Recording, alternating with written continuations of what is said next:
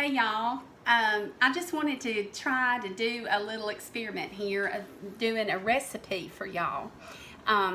Me and Eileen have been following this lady over in Andalusia who is just as country can get, and reminds me so much of our family and the way that we cook and the way we grew up cooking.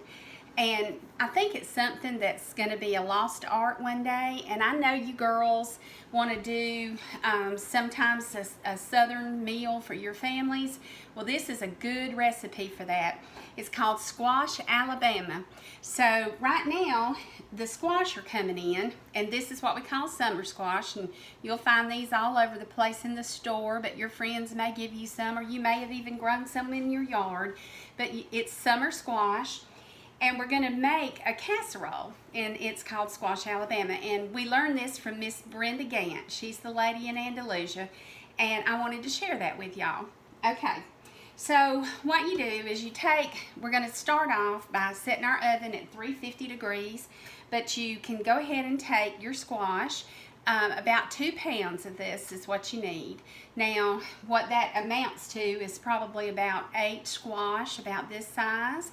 And you will take it, and I'm going to try to put this down so you can see what I'm doing here a little bit better. And you're going to cut the ends of it off. I have already washed these. And then in your pot, this is the pot that I'm going to be boiling them in. We're going to boil these squash. And you can see I've got most of them already cut up.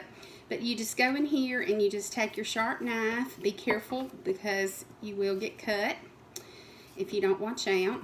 And you just slice up. There's a little bad place on that. I'll cut that out. You just slice up your squash in your pot. And what we're going to do is we're going to cover these with some water. See there? I'm going to cover them with some water.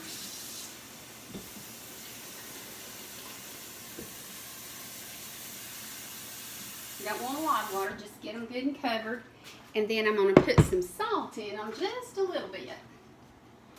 We don't need a whole lot because there's going to be other ingredients in your casserole, like the cheese that's going to have salt in it. So, alright, we're going to put these on to boil.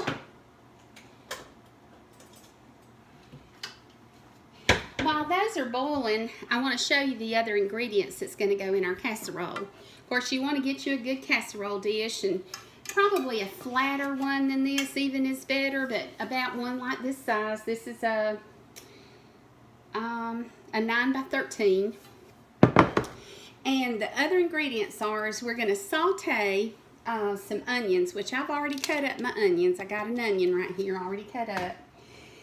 I'm about to cut up some, these are called Carabel peppers. I think they can be probably called other names as well, but this is what it looks like. It's a sweet pepper. It's kind of like on the bell pepper side. So what I've done is I've already cut one up, took the top and the bottom off from it, seeded it, took the seeds out, stripped it up in strips, and I'm going to be chopping that up because what we're going to do is we're going to saute our onions and our peppers in some butter to go in our Squash Alabama. And as you can see, it's just going to be, you just cut them up in little julienne strips and then chop them, in smaller pieces so that when you go to saute, you're going to have a good size, but it's not going to be overwhelming in your casserole. And like I said, you don't have to use this kind of pepper. You can use bell pepper. You can use a banana pepper like this if you want to. Or you don't have to put peppers in it at all if you don't like peppers. Your family may not like peppers. I know, Mickey, I know you don't.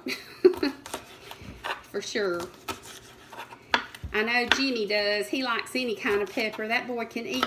He must have a cast iron stomach. But when we found this lady on the Facebook, she cooks so much like we did when we was growing up and how we learned to cook. So I wanted to share some of these recipes with you as I try to make some of them like she made. So All right, so for our saute, we're going to take a half a stick of butter. Now, I use real butter. You don't have to. I guess you could use margarine or maybe some unsalted butter, but this is salted butter. Like I said, we're going to have some salt in here. We'll take a half a stick of butter. We'll take our onion that's already been chopped, and we'll take our peppers, and we're going to saute those. I'll do that in just a minute. The other ingredients that's going to be in it, of course, will be some black pepper, and you'll see that later on. But then the goody part of it that makes it juicy and makes the casserole part is we'll do in 2 eggs. We'll get to that. We're going to have some sharp cheddar cheese, 2 cups. You're going to have a cup of mayonnaise, which I've already measured out. And then Ritz crackers is best if you can.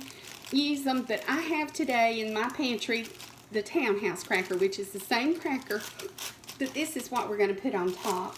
So right now what I'm going to do is I'm going to let the squash get boiled, and then I'll come back in just a minute when it's time to do the saute.